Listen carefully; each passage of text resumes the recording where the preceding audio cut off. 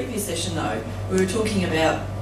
the question of the mining magnates and all those beautiful pictures of our betters that were displayed on the screen. And it did make me think then that one of the things that I think we should remind ourselves is the importance of the struggle that is taking place by coal miners, for example, in getting back some of the wealth from the mining magnates. I mean, in terms of taking back the wealth from the Clive Palmers and the Gina Rineharts and so on, I think the very underreported, very long strikes going on, for a week at a time by the coal miners of the Bowen Basin are very important to acknowledge, even though the Australian media was not in the least interested in acknowledging them. And the final thing I wanted to raise was just the question about political unionism, because I think that we're seeing, partly as a response to the Liberal Party state governments, we're seeing political unionism, I think,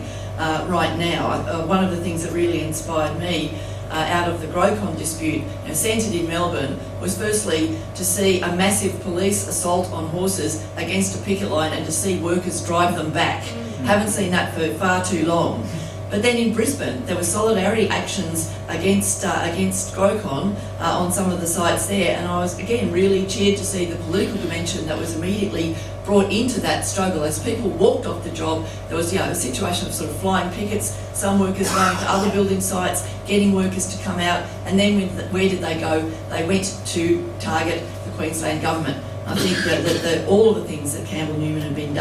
had been doing were part of that targeting.